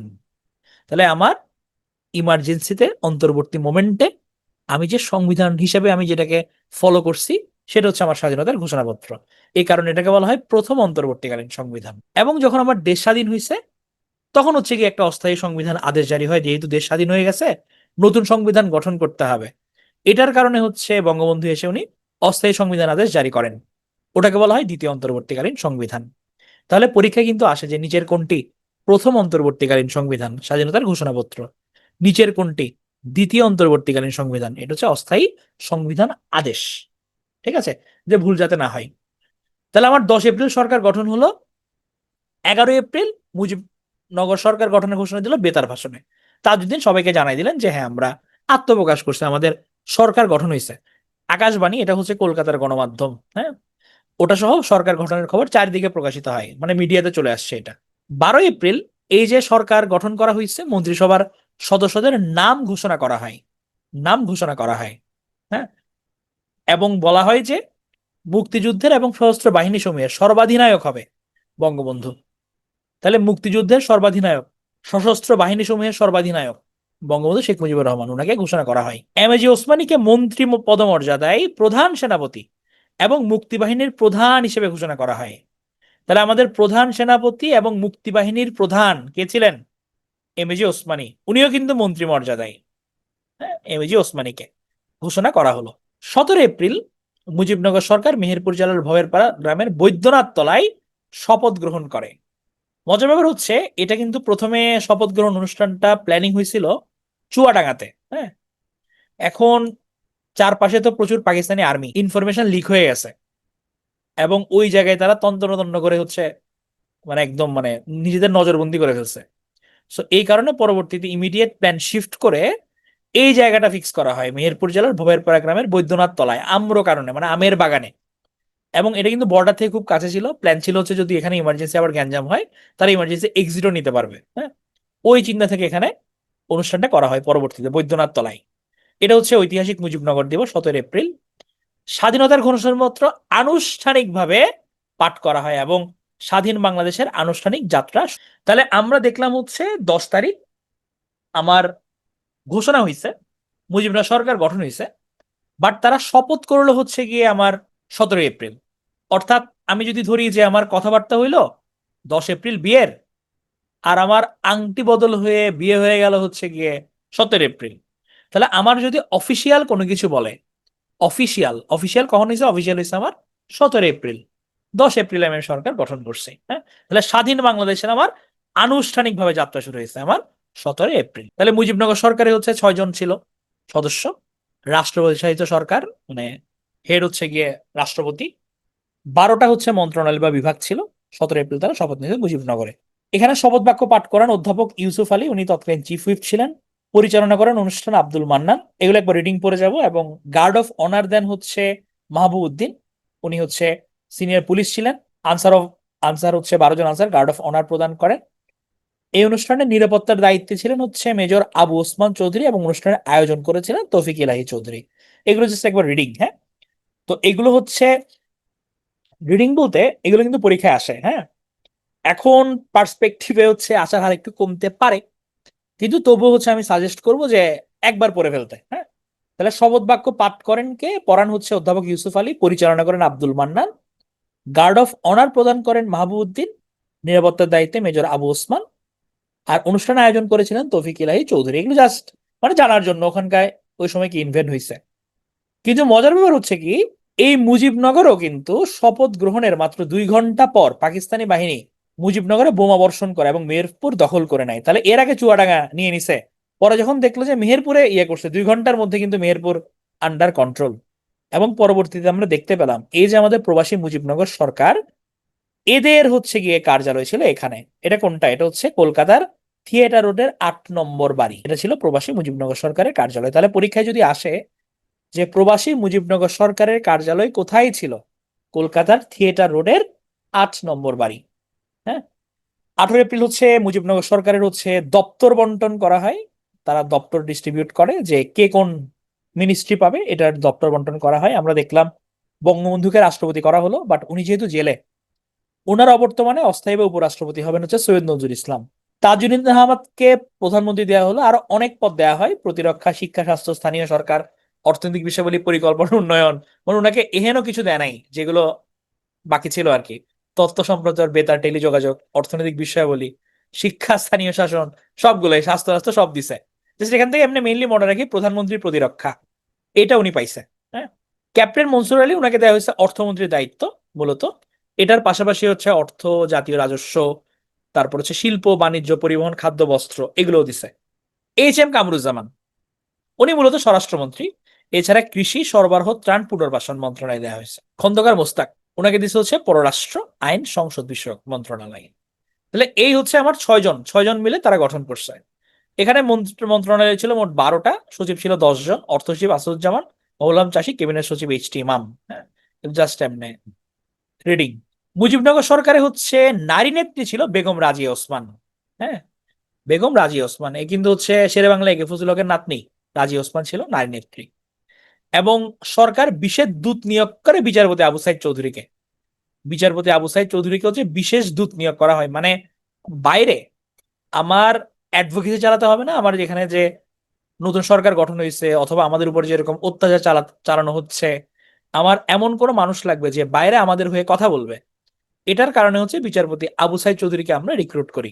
22 ডিসেম্বর 1971 হচ্ছে প্রবাসী সরকার বাংলাদেশে ফেরত আসে মুক্তিযুদ্ধের পর, যখন আমাদের দেশ স্বাধীন হয়। ওরা 22 ডিসেম্বর ফেরত আসছিল এবং 12 জানুয়ারি 1972 মুজিবনগর সরকারের মেয়াদ শেষ হয়, যখন বঙ্গবন্ধু ফিরে আসে। আমরা মুজিবনগর সরকারটা পড়েই আমি হচ্ছে প্রশ্ন ধরবো। তো মুজিবনগর সরকারে হচ্ছে আবার কিন্তু উপদেষ্টা পরিষদ ছিল, সর্বদলীয় উপদেষ্টা পরিষদ, মানে মুরব্বি তো লাগবে, সরকার যে চালাবো আমার মুরব্বিদের আশীর্বাদ লাগবে। 6 জন। আমাদের হয়তো বইয়ে 8 জন দেওয়া আছে, বাট এটা এখনকার যে লেটেস্ট বোর্ড বই ওখানে 6 জন মেনশন করা, আমরা এটাই মনে রাখবো। হ্যাঁ, তাহলে 6 জনের মধ্যে মাওলানা আব্দুল হামিদ খান ভাসানী, মোজাফফর আহমেদ, কমরেড মনি সিংহ, মনোরঞ্জন ধর, তাজউদ্দিন আহমেদ, খন্দকার মোস্তাক, এই 6 জন ছিল উপদেষ্টা পরিষদে। মুজিবনগর সরকারের কিন্তু একটা প্লেনও ছিল। প্ল্যানিং সেলের কাজটা কি? প্ল্যানিং সেলের কাজ হচ্ছে গিয়ে যে আমার এই যে আমি স্বাধীনতা ঘোষণা করলাম, দেশ তো আমার স্বাধীন হবে, স্বাধীন হওয়ার পর আমি কিভাবে আমার অ্যাডমিনিস্ট্রেশন চালাবো, কিভাবে আমি আমলাদের দিয়ে দেশ চালাবো, আমার একটা প্রপার প্ল্যানিং দরকার। এটার জন্য প্ল্যানিং সেল গঠন করা হয়।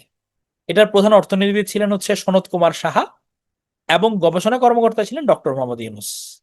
তো আমাদের বর্তমান যে উপদেষ্টা, প্রধান উপদেষ্টা, উনি প্ল্যানিং সেলের হচ্ছে গবেষণা কর্মকর্তা ছিলেন। উনি নাগরিক কমিটিও গঠন করছিলেন, তখন কিন্তু ইউএসএ ছিলেন উনি, যুক্তরাষ্ট্রে টেনেসি অঙ্গরাজ্যের ন্যাশভিলে উনি গঠন করেন বাংলাদেশ নাগরিক কমিটি। এবং এই কমিটির উদ্দেশ্য ছিল মূলত মুক্তিযুদ্ধের সমর্থন আদায় এবং পাকিস্তানকে সামরিক সহযোগিতা বন্ধ করতে মার্কিন কংগ্রেসে লবিং করা। পাকিস্তানের কিন্তু মানে চরম মিত্র হচ্ছে আমেরিকা। আমেরিকায় কিন্তু ওদেরকে সব পাওয়ার সাপ্লাই করতেছিল, মানে যত অস্ত্র অস্ত্র রসদ সবগুলো ওরা দিচ্ছিল। এই কারণে উনি ওখানে অ্যাডভোকেসি করছে যাতে এই লবিংটা অ্যাটলিস্ট বন্ধ হয়। তাদের কংগ্রেসের মানুষজন যাতে অ্যাটলিস্ট এটা মাথায় রাখে যে যেটা হচ্ছে এটা অন্যায় হচ্ছে, আমরা যাদেরকে সাপোর্ট দিচ্ছি এটা মানবতার বিরুদ্ধে ব্যবহৃত হচ্ছে। এই কারণে উনি বাংলাদেশ নাগরিক কমিটি গঠন করেন এবং মার্কিন কংগ্রেসে লবিং করেন। এবং এই সময় উনি তথ্য প্রকাশের জন্য প্রতিষ্ঠা করেছিলেন বাংলাদেশ নিউজ লেটার নামে একটা পত্রিকা। বাংলাদেশ নিউজ লেটার, এই একটা পত্রিকা উনি প্রকাশ করেন তথ্য প্রকাশের জন্য বিভিন্ন ইনফরমেশন। তাহলে আমরা অনেকক্ষণ কথাবার্তা বললাম, আমি এখন একটু বাক স্বাধীনতা দিই এবং কিছু প্রশ্ন করি। প্রথম কথা, ক্লিয়ার? মানে ক্লিয়ার বলতে হচ্ছে পড়া না, মানে ঘটনার সিকোয়েন্স বোঝা গেছে কিনা। মানে যখন আমি পড়বো তখন ক্লিয়ার হবো, এখন মেইন হচ্ছে কি আমার সিকোয়েন্সটা বোঝা, যে আমার 1 তারিখ থেকে এতটুকু পর্যন্ত কিভাবে আসলো আমার। এবার তাহলে আমি কিছু প্রশ্ন করি, তাহলে আরেকটু ক্লিয়ার হয়ে যাক, প্রশ্ন প্রশ্ন একবার রিক্যাপ হয়ে যাক। আমার যে 2রা মার্চ, আমরা যে মানে 1লা মার্চ যে স্বাধীন বাংলা ছাত্র সংগ্রাম পরিষদ গঠন করা হলো, এখানে মেম্বার কয়জন ছিল? হ্যাঁ, এইচ টি ইমাম ওই সময় ছিল, উনি ক্যাবিনেট সেক্রেটারি ছিলেন। 4 জন ছিল, গুড। তাহলে নিচের কে স্বাধীন বাংলা ছাত্র সংগ্রাম পরিষদের সদস্য ছিলেন না? আমি 1 2 3 4 বলবো, 4টা অপশন, আপনারা বলবেন যে কে ছিলেন না। তাহলে নূরে আলম সিদ্দিকী, শাহজাহান সিরাজ, আব্দুল মতিন, আসম আব্দুর রব। কে ছিল না? আবার বলি, নূরে আলম সিদ্দিকী, শাহজাহান সিরাজ, আব্দুল মতিন, আসম আব্দুর রব। কে ছিল না? আসিফ, বেলাল মোহাম্মদ আহমদ, সমস্যা নাই কি? না, স্বাধীনতার ঘোষক হচ্ছে গিয়ে জিয়া। বাঘট বলে কি তাহলে? আচ্ছা, আমাদের প্রথম জাতীয় পতাকা উত্তোলন করা হয় হচ্ছে, ভেরি গুড, রাকিব আরো ইয়ে করে দিল। প্রথম জাতীয় পতাকা উত্তোলন কয় তারিখ করা হয়? 2রা মার্চ। কে প্রথম উত্তোলন করেন? প্রথম উত্তোলন করেন কে জাতীয় পতাকা? আসম আব্দুর রব, ভেরি গুড। আমাদের মুক্তিযুদ্ধের প্রথম শহীদ নাম কি? শঙ্কু সমাজদার। শঙ্কু সমাজদার হচ্ছে কত তারিখে শহীদ হন? কত তারিখে? শঙ্কু সমাজদার কত তারিখে শহীদ হন? আমার এখানে মেসেজ একটু লেটে আসতেছে, দেখি কত তারিখে শহীদ হন। কত তারিখে? হ্যাঁ, এটা হচ্ছে আমার 3রা মার্চ। 3রা মার্চ, কিন্তু 3রা মার্চ, হ্যাঁ, 6 মার্চ না, ক্লাস 6 এর স্টুডেন্ট, বাট 3রা মার্চ শহীদ হন। ইউনেস্কো 7 মার্চের ভাষণকে বিশ্বের প্রামাণ্য ঐতিহ্য হিসেবে স্বীকৃতি দেয় কত সালে? প্রামাণ্য ঐতিহ্যের স্বীকৃতি পাই কত সালে প্রামাণ্য ঐতিহ্য হিসেবে স্বীকৃতি পাই? 2017 সালে। তাহলে বিশ্বের প্রামাণ্য ঐতিহ্য হিসেবে 7 মার্চের ভাষণকে স্বীকৃতি দেয় ইউনেস্কো 2017-র 30 অক্টোবর। যখন 7 মার্চের ভাষণের পর অবস্থা খারাপ হয়ে গেছে, আমাদের পূর্ব পাকিস্তানের গভর্নর হিসেবে কাকে নিযুক্ত করা হয়? এহিয়া কাকে বসান পূর্ব পাকিস্তানের গভর্নর হিসেবে? টিক্কাকে বসান, টিক্কা খানকে বসান। এবং টিক্কা খান কিন্তু ভয়ানক ছিল, পোড়ামাটির নীতি। সে বলছে যে আমার মানে মাটি লাগবে, মানুষ লাগবে না। হ্যাঁ, ডেঞ্জারাস। 14ই মার্চ, 14ই মার্চ হচ্ছে গিয়ে আহ কয় দফা বঙ্গবন্ধু ঘোষণা করেন? 14ই মার্চ 35 দফা ঘোষণা করেন। অপারেশন সার্চ লাইট চূড়ান্ত করা হয় কত তারিখে? ইয়াহিয়া তো প্রেসিডেন্ট ছিল, ইয়াহিয়া প্রেসিডেন্ট ছিল। আর এই যে অপারেশন সার্চ লাইট, এটার আহ, যিনি ঢাকা শহরের দায়িত্বে ছিলেন ওনার নাম কি?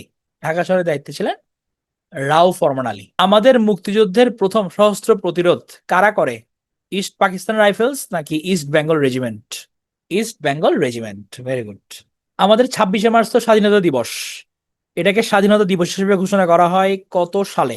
1980 সালে, ভেরি গুড। আমরা স্বাধীন বাংলা বেতার কেন্দ্রের কথা পড়ছি। এই স্বাধীন বাংলা বেতার কেন্দ্র এটা প্রতিষ্ঠা করছে কত বেঙ্গল রেজিমেন্ট? 8ম বেঙ্গল রেজিমেন্ট, ভেরি গুড। এখন তোমরা বলছো পত্রিকা পাঠ করেন ভাই বেলাল মোহাম্মদ নাকি বেলাল আহমেদ? জাহা মোহাম্মদ তাহে আহমেদ, জাহা আহমেদ তাহে আহমেদ।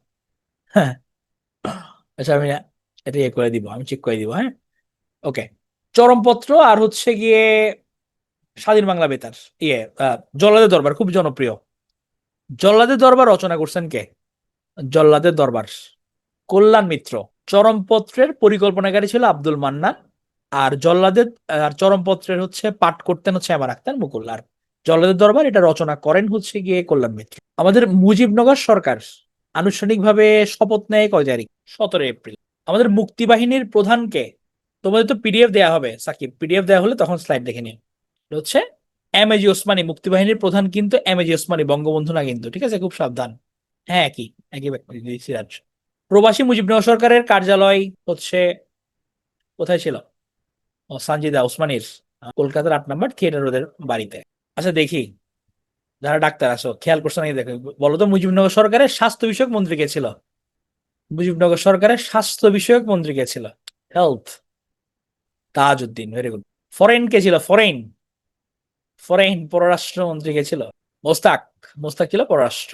মুজিবনগর সরকারের বিশেষ দূত কে ছিল? বিশেষ দূত, বিশেষ দূত বিচারপতি আবু সাইদ চৌধুরী, ভেরি গুড। আর আমাদের সর্বদলীয় উপদেষ্টা পরিষদ কয় সদস্যের ছিল?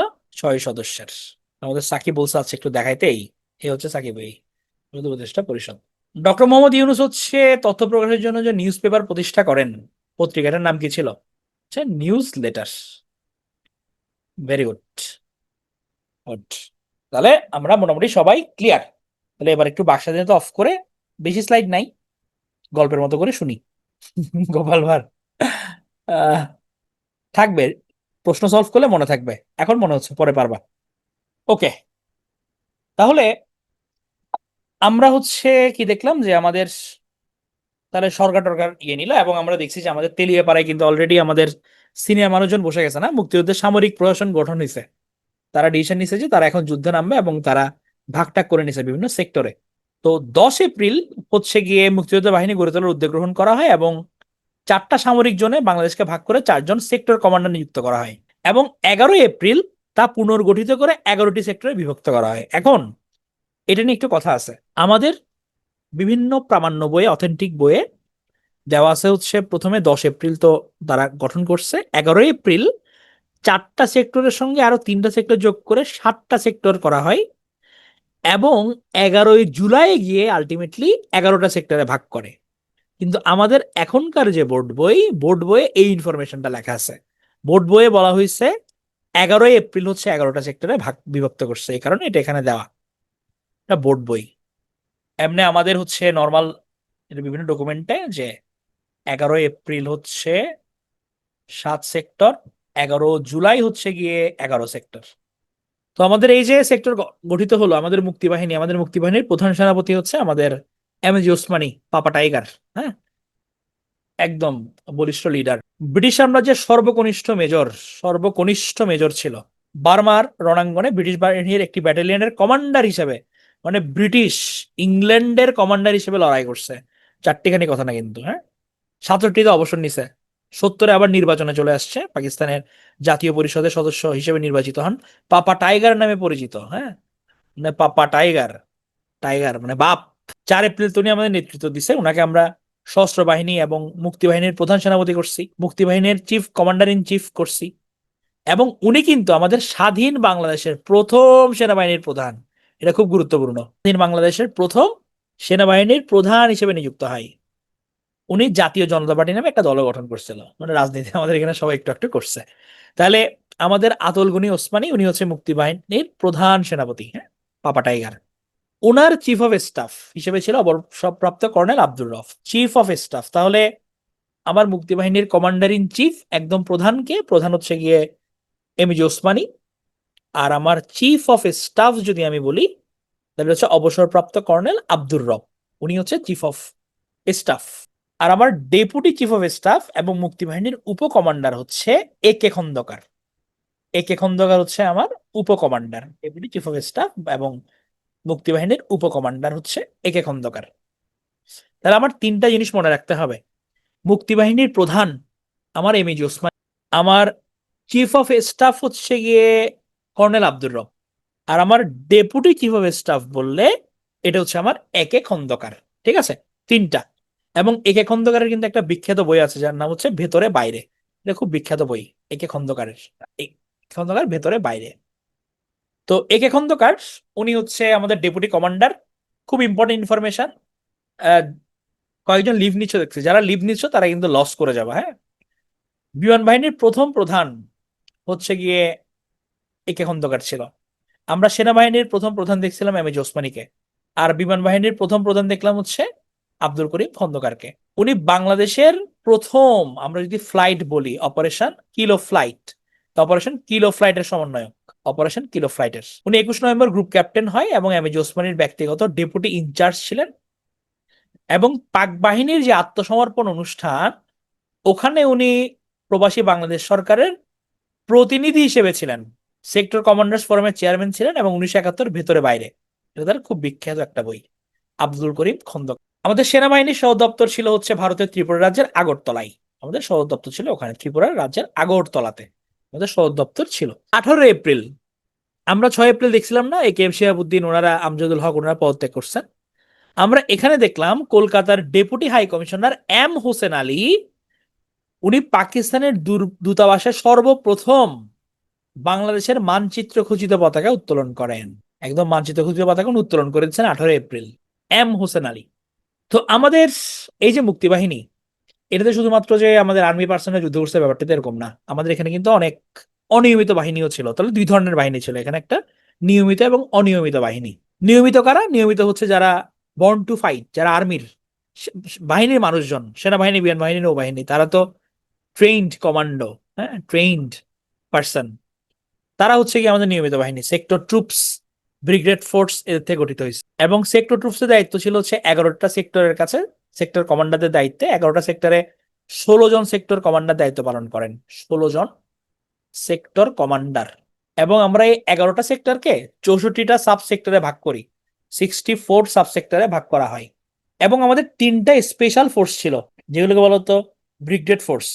জিয়াউর রহমানের নামে জেড ফোর্স, এ কে এম শফিউল্লাহর নামে এস ফোর্স, এস, খালেদ মোশাররফের নামে কে ফোর্স, খালেদ কে। তাহলে Z force, S force, K force, এগুলো হচ্ছে আমাদের ব্রিগেড ফোর্স, 3টে স্পেশাল ফোর্স 11টা সেক্টরের বাইরে। আর আমাদের যে মূল চালিকা শক্তি যারা ছিল, আমরা কেন দিচ্ছি এই ব্যাটেল? এই অনিয়মিত বাহিনীর কারণে। ছাত্র, যুবক, কৃষক, শ্রমিক, আপামর মানুষজন, সবাই সবাই গেরিলা পদ্ধতিতে হচ্ছে আমরা যুদ্ধ করতাম, এদেরকে প্রশিক্ষণ দেওয়া হয়েছে। গেরিলা পদ্ধতি মানে কি, যে আমি হঠাৎ করে অ্যাটাক করবো, অ্যাটাক করে আবার ভ্যানিশ হয়ে যাব, মানে আচম্বিত আক্রমণ, শত্রুপক্ষকে টেরই পেতে দিব না, যাব, ধ্বংস করে দিয়ে আবার ঠাস করে চলে আসবো। হ্যাঁ, মানে বুঝে ওঠার আগেই কয়েকজন শেষ। এটা হচ্ছে গেরিলা পদ্ধতি। এটা সরকারি নাম ছিল হচ্ছে গণবাহিনী, গণবাহিনী নামে ডাকা হইতো, জনগণের বাহিনী, গণবাহিনী। এবার আসি হচ্ছে আমাদের ইম্পর্টেন্ট জায়গায়, মুক্তিযুদ্ধের সেক্টর। আমরা 11টা সেক্টরে ভাগ করছি আমাদের পুরো বাংলাদেশকে। তাহলে আমরা জনপদে ম্যাপ পরে আসছিলাম, মনে আছে আশা করি। এই ম্যাপ দেখে হচ্ছে এখান থেকে প্রশ্ন আসবে। তাহলে আমার চট্টগ্রাম অঞ্চল, এরপর ঢাকা, কুমিল্লা, হ্যাঁ, নোয়াখালী, হ্যাঁ, একটু গিয়ে উপরে কিশোরগঞ্জ জোন আছে, এদিকে আবার সিলেট, ময়মনসিংহ জোন, হ্যাঁ, একদম উত্তরবঙ্গ, হ্যাঁ। তাহলে এগুলো হচ্ছে আমার টোটাল 11টা সেক্টর, 11টা সেক্টরে ভাগ করছে। এবার সেক্টর বাই সেক্টরে আসছি, চলেন। এটা একসাথে দেওয়া, এটা আমরা পরে একটু দেখে নিব, এখান থেকে পড়ি। আচ্ছা, প্রথমে এটা দেখি। আমার সেক্টর কমান্ডার, এটা ছন্দ, সেক্টর কমান্ডার মনে রাখার ছন্দ। কারা ছিল? 16 জনই মুখস্থ করতে হবে না, প্রত্যেক ইয়ে থেকে গুরুত্বপূর্ণ যারা, এদের মনে রাখলেই হবে। এটার ছন্দ হচ্ছে জিয়ার খাস 10 বানুর ওজন শূন্য। তাহলে জিয়ার, জিয়াউর রহমান, খাস খালেদ মোশাররফ, শফিউল্লাহ, 1 2 3, তাহলে জিয়ার খাস।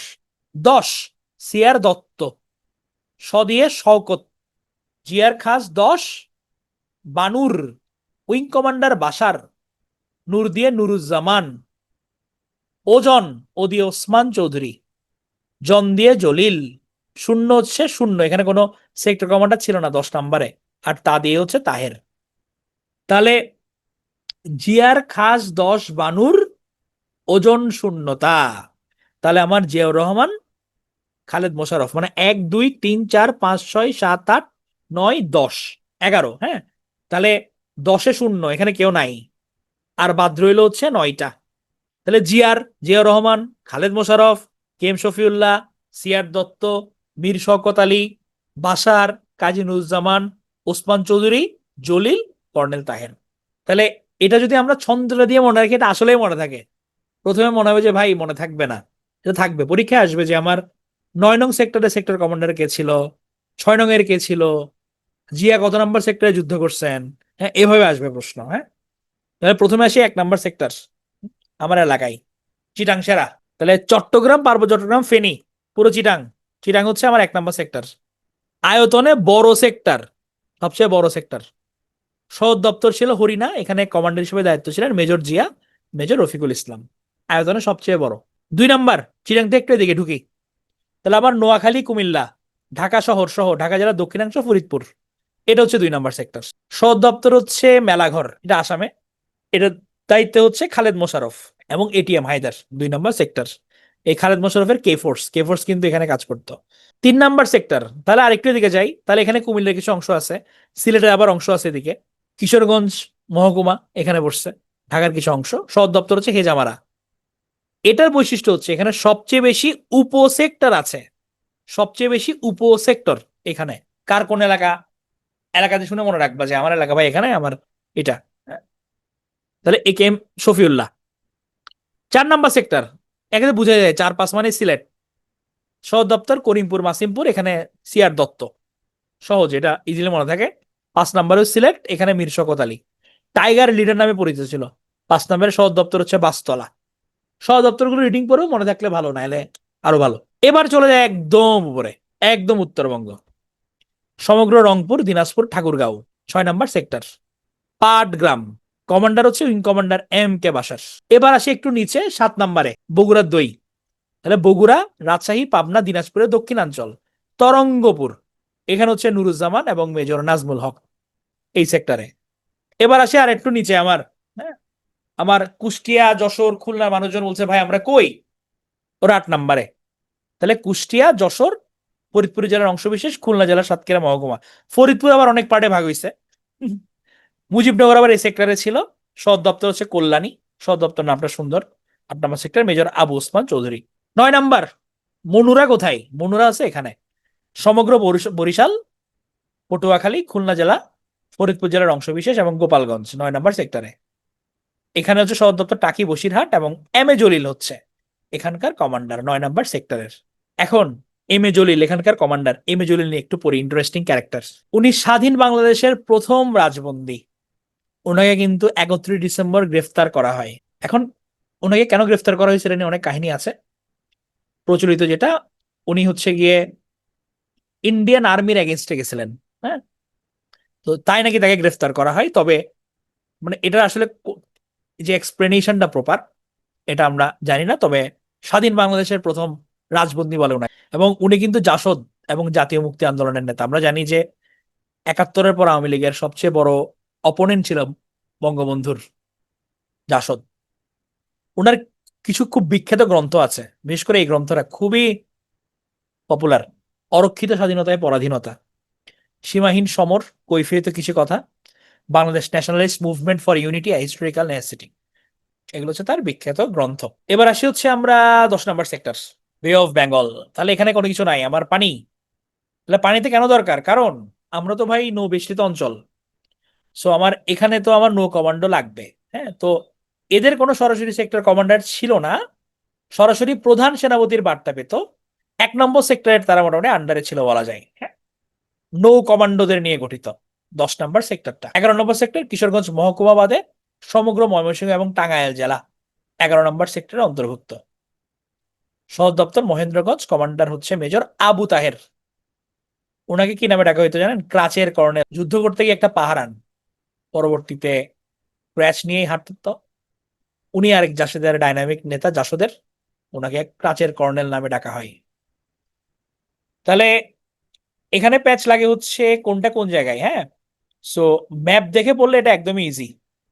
ওকে, তাহলে আমি কিছু প্রশ্ন করব, একটু ভিজুয়ালাইজ করার চেষ্টা করবেন। আমি বাক স্বাধীনতা দিচ্ছি, ভিজুয়ালাইজ করলে আমরা সবাই পারবো।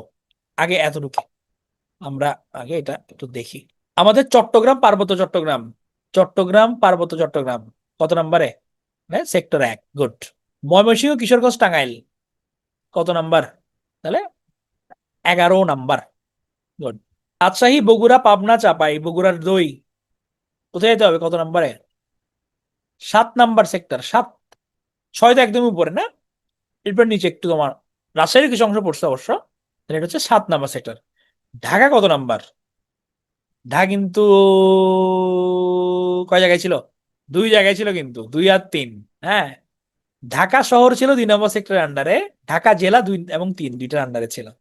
তাহলে সেক্টর 2, 3। কুমিল্লা রসমালাই কত নাম্বার? মাতৃভান্ডার 2 নম্বর সেক্টর। ব্রাহ্মণবাড়িয়া অকুতোভয় বীর রুবিন ফারহান আপার এলাকা, এটাও 2 নম্বর সেক্টর। সিলেট কত কত? সিলেট একটা না দুইটা? দুইটা কিন্তু, 4, 5। রংপুর দিনাজপুর একদম উত্তর, এটা আমার 6 নম্বর সেক্টর, গুড। কুষ্টিয়া যশোর ফরিদপুর কত নম্বর? এটা 8 নম্বর সেক্টর। খুলনা বরিশাল পটুয়াখালী বনুরা কোথায়? হচ্ছে 9 নম্বর সেক্টর। সুন্দরবন কত নম্বর তাইলে? সুন্দরবন 9 নম্বর। মুজিবনগর, এই সুন্দরবন 10 নম্বর না? 10 নম্বর যারা বলছে পিটা, 10 নম্বরে তো কোনো বে of Bengal 10 number. Mujibnagar 8 number sector, good. এখন বলো আয়তনের সবচেয়ে বড় সেক্টর কোনটা ছিল? আয়তনের সবচেয়ে বড় সেক্টর 1 নম্বর। তাহলে 1 নম্বর সেক্টরের সেক্টর কমান্ডার কে ছিল? জিয়া রহমান। সবচেয়ে বেশি উপসেক্টর ছিল কত নম্বর সেক্টরের? সবচেয়ে বেশি উপসেক্টর 3 নম্বরের। 3 নম্বরের সেক্টর কমান্ডার কে ছিল? ওই ছন্দ মনে রাখো। তাহলে জিয়ার খাস, তাহলে আমার দন্তস শফিউল্লাহ। মেজর জলিল কত নম্বর sector sector commander? Major Jalil. Saima, তুমি ঠান্ডা মাথায় একটু ম্যাপটা দেখবা, পারবা। বুঝছেন? 9 নম্বর সেক্টরের। 11 নম্বর সেক্টরের সেক্টর কমান্ডার কে? 11 নম্বরের সাতক্ষীরা 8 নম্বরে ছিল কর্নেল তাহের। তাহলে মুক্তিযুদ্ধের সময় ঢাকা শহর ছিল 2 নম্বর সেক্টরের অধীনে, এবং ঢাকা জেলা ছিল 2 এবং 3 নম্বর সেক্টরের অধীনে। ঠিক আছে, আমাদের 11টা সেক্টরে কতজন সেক্টর কমান্ডার ছিল? হ্যাঁ, 2 জন করে দায়িত্ব ছিল। ওই যে 11টার মধ্যে 16 জন, 16 জন দায়িত্বে ছিল। 1971 ভেতরে বাইরে এই বইটা কে লিখছে? যিনি আমাদের বাংলাদেশের বিমান বাহিনীর প্রথম প্রধানও ছিলেন। হ্যাঁ, জিয়ার হাতে ফাঁসি শাস্তি হয়েছিল। একে খন্দকার, একে খন্দকার, একে খন্দকার। আর যেটা আমাদের ইয়ে লিখছে বিখ্যাত বই, এটা হচ্ছে অরক্ষিত স্বাধীনতায় পরাধীনতা, এটা লিখছে মেজর জলিল। আমাদের স্বাধীন বাংলাদেশের প্রথম সেনাবাহিনীর প্রধান কে ছিলেন? এমজি ওসমানী। মুক্তিযুদ্ধের chief of staff K? Chief of staff অবসরপ্রাপ্ত কর্নেল আব্দুর রব। Very good. তাহলে 3 জনের নাম কিন্তু আমরা সিরিয়ালি মনে রাখবো। এমজি ওসমানী তো আমার চিফ, সে মুক্তিবাহিনীর প্রধান। আমার চিফ অফ স্টাফ হচ্ছে আব্দুর রব, আর ডেপুটি চিফ অফ স্টাফ হচ্ছে একে খন্দকার। ঠিক আছে, আমাদের তাহলে বোর্ড বই অনুযায়ী 11টা সেক্টরে ভাগ করছিল কত তারিখ? বোর্ড বই অনুযায়ী হ্যাঁ, পুরো যুদ্ধ টাইমে কারাগারেই ছিলেন। নুসরাত বলছে থ্যাংক ইউ দেওয়ার জন্য। হাই হাই, নাকি ক্লাস বোরিং লাগছে? বোঝায় নাই? মজা পাওয়ার তো কথা। ইতিহাস ঠান্ডা মাথায় রাখবা। ওকে, 11ই জুলাই হচ্ছে কি আমাদের এমনি ইয়ে, বাট এখনকার বোর্ড অনুযায়ী 11 এপ্রিল। তাহলে নুসরাত যেহেতু বলছে, তাহলে থ্যাংক ইউ।